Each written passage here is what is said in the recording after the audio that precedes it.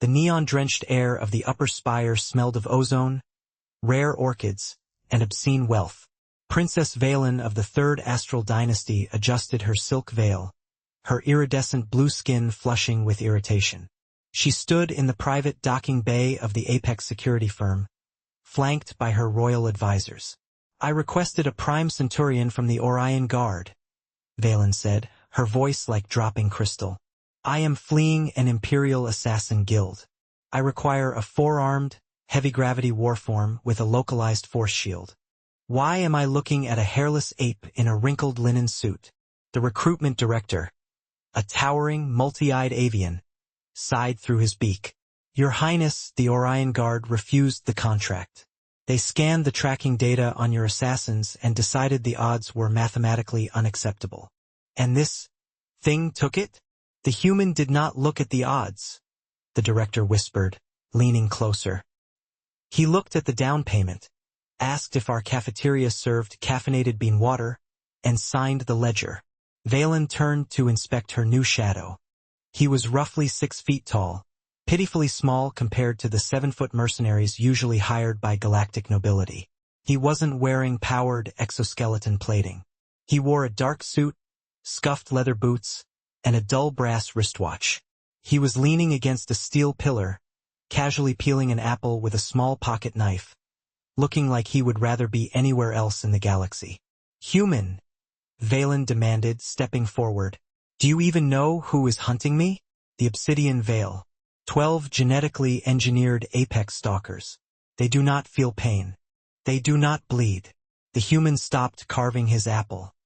He turned his eyes toward her. A pale, washed-out blue that had no glow, no cybernetic reticle, and no bioluminescence. "I'm John," he said. His voice was a flat, low rumble.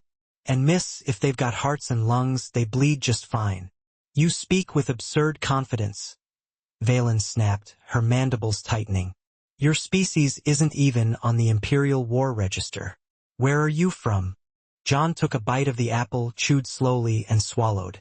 "A rock called Earth. Specifically, a place called Glasgow. Rain 5 days a week, rough pubs, and bad decisions." Before Valen could ask what a Glasgow was, the bay's ambient lighting died. The emergency red floods flickered on, casting long, bloody shadows across the landing pad. From the vaulted ceiling rafters, 12 shimmering distortions materialized. The air hummed with the sickening hiss of high-frequency monomolecular blades. The Obsidian Veil had arrived. Valen's royal guards instantly panicked, drawing their energy pistols with trembling hands. "Protect the princess. Form A." A single shadow dropped from 40 feet up. A 6-limbed assassin landed directly on the head of Valen's lead guard, snapping the alien's neck with a wet crack before vanishing back into the cloaking mist. Valen stumbled backward, her heart's hammering against her ribs. "John, use your heavy weapons. Call in orbital support." John didn't draw a plasma cannon. He didn't activate a force field. He let out a long, weary sigh, reached into his jacket, and pulled out a heavy, matte black piece of solid iron with a thick steel barrel. "No heavy ordnance indoors," John muttered, stepping smoothly in front of the princess. "It ruins the acoustics." A cloaked assassin lunged from the shadows, its monomolecular blade whistling toward John's throat at 80 miles an hour. John didn't dodge like an acrobatic warrior. He simply leaned his head 3 inches to the left. The razor-sharp blade hissed past his ear, slicing a clean line through his suit collar. In the exact same microsecond, John stepped into the assassin's momentum, grabbed the alien's extended wrist with a grip like an iron vise, and slammed his heavy, unarmored boot straight into the back of the assassin's knee. Snap! The apex stalker let out a wet, unnatural screech as its joint inverted. Before it could hit the deck, John drove the butt of his iron pistol directly into its central visor. The reinforced canopy shattered into a cloud of glass and black blood. "One," John said softly. The remaining 11 assassins dropped their camouflage. Their internal tactical AI had failed to calculate a biological entity capable of counterstriking through cloaking distortion using pure sound localization. 3 stalkers charged simultaneously, their scythes whirring in a lethal vortex. John didn't retreat. He raised his primitive iron kinetic slugger, a heavy .45 caliber revolver, and squeezed the trigger 3 times. Boom! Boom! Boom! The deafening, unsuppressed chemical explosions echoed through the metal bay like thunderbolts. The hyperdense lead slugs didn't bounce off the assassin's light kinetic shields. They blew right through them, transferring raw, low-velocity stopping power straight into their internal organs, throwing 200-pound alien assassins backward through the air like broken dolls. Valen covered her earholes, her jaw slack in sheer, paralyzed horror. In the galactic core, warfare was clean. It was light beams, shields, and tactical retreats. What this human was doing was brutal, point-blank, physical violence executed with the cold, rhythmic efficiency of a man sweeping a floor. The leader of the Obsidian Veil, a towering, 4-armed warlord, dropped from the rafters, sweeping its heavy plasma lance toward John's chest. John didn't try to block it.